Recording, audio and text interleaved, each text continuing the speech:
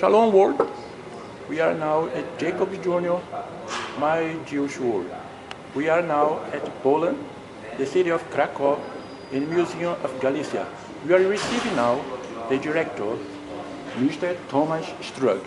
He will talk about the numbers at first. Yeah, it's a deputy director, to be honest.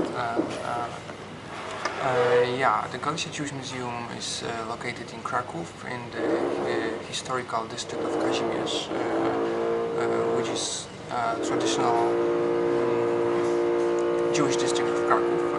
The museum was founded now 11 years ago. Last year we celebrated our 10th anniversary. It was founded by a British photographer and British scholar. Photographer was called Chris Schwartz. The scholar was professor at that time of Oxford University, now at the Galicia University in Krakow, Jonathan Weber. After spending extensive time traveling through towns and villages of the former province of Galicia, which I will explain in a second, they collected data and photographs which were used to build this museum and a core exhibition of this museum, which is called Traces of Memory, and basically which investigates the many centuries of presence of Jewish people in the territories of Poland, namely the place which we are here, which was historical province of Galicia. Do you have the numbers of the visitors during the year? Last year we were visited by roughly 40,000 people from Poland and abroad. All kinds of places. Okay, that is important to us to understand the difference between Galicia from Spain and Galicia from here. Yeah, it happens from time to time that people are confusing those two places. All they share is the name, nothing else. Of course, Galicia, Spain, is a province, is a region. Galicia here is a former province of Austro-Hungarian Empire. As you might know, that for some period in history, Poland was not existing. It was divided between Russia and. Do you think that is an history opportunity? Because Galicia, from the history of the roots of the Jewish people, is Sephardi. Okay, they are Ashkenazi and Sephardi. Do you understand this? Okay, so Sephardi is from Spain. Okay, so there is opportunity that Galicia came from here to there or to there to here, because the Sephardi is what? Not sure about that, but the name comes from the town of Halicz, which was pronounced Galich, which is now in Ukraine, and this is how the name was. Sim, very well. It's near from the border of Poland, the city. Yeah. Oh, okay. Then you have to this opportunity to tell about the community, the life of the community here and the impact of the museum in their lives. Okay, not just the Jewish life, but the Goy life. Yeah. So before the World War II broke out. There was roughly 3.5 million, maybe a bit less, Jews living in Poland. After the war, out of this huge number of Jewish people, they formed in total 10% of the Polish society at the time. 10% survived, maybe a bit less.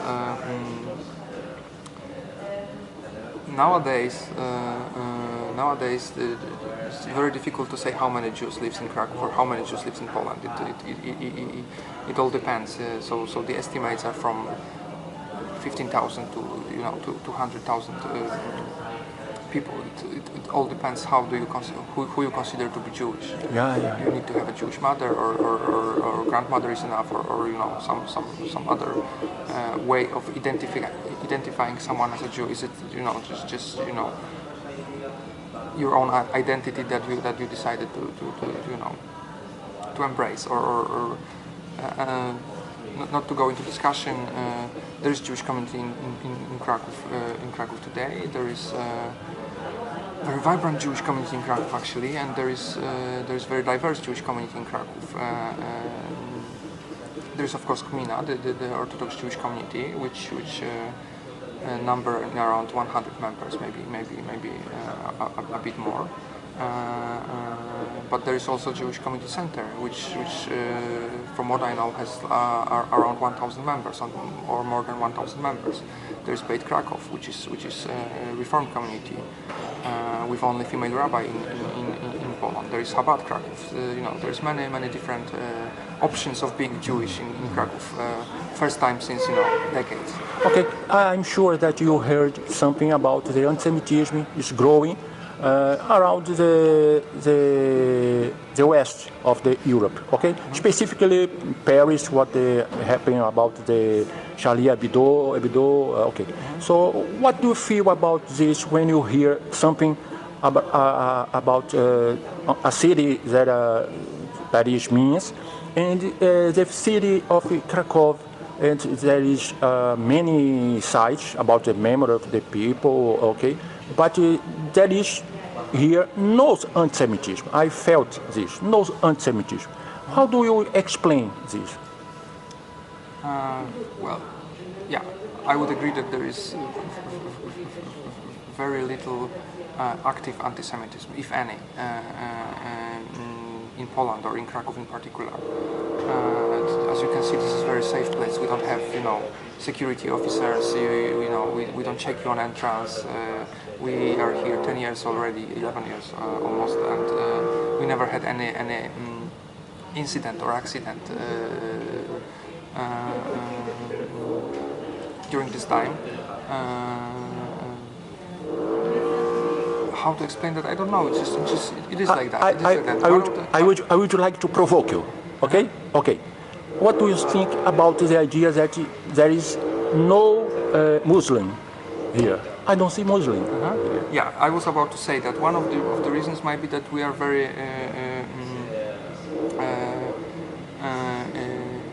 unified society. There is no many different groups, religious groups. There is no many different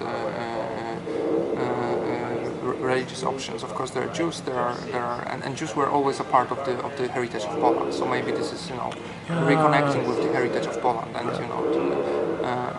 Jews are missing from the landscape somehow. Yeah. And we, after years, are acknowledging the importance of Jewish heritage and Jewish people for the city of Krakow, for the Galicia, for Poland as a whole. But yeah, if you will go around the corner, there's a Syrian restaurant. I saw. 2 steps away. So this is very strange that we are living in Krakow with mostly ethnic Poles. Many of them Catholics, if not the majority of them Catholics, with a growing Jewish community, and we are in the place where Jews were, living through centuries, from where they were deported to the ghetto, which is across the river. And if you will go to the ghetto from the museum to the former ghetto area, you will pass just 20 meters from here a Syrian restaurant. So this is a very specific place. But yeah, in general, there's very small Muslim community. Do you think that it will be possible to some families choose to move from, for example, Paris to live here because here is very more security and economic place to live? Do you think that will be possible? From our perspective, it's possible, of course. People are always welcome here in Krakow.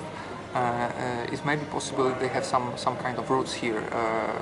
Some kind of property of some kind of heritage connection with the place. But it's most likely, I guess, that they will move to I don't know, Australia, States, Israel, probably. Okay. And to finish, what do you think about? Do you have friends? Jews, okay? Yes. What do you hear about them, about when they talk about the heritage, the place like this, what they feel of them? of them? It's very complicated, I guess. They have many different kinds of thoughts about maybe not about this place, but about Poland as a whole. Because to some extent, they burden the fact of the Holocaust happening here. But I guess we never used any kind of. Do you think they avoid to talk about this? Not at all. No. When I was talking to my Jewish friends, it's not important that he's or she is Jewish or not. This is just this is like very very normal. We don't it's not important in the discussion. It's not important in the conversation. This is like. Okay, I would like to say I felt this because all the places that I visited, I was very good treated. Okay, the people was very nice with me. When I get to get information, because I always lost about the train to pick up, etc. So the people was very nice with me. No problem, anytime. Okay, that is very good to me. A good impression that I would like to share about my people, the people I know with the world.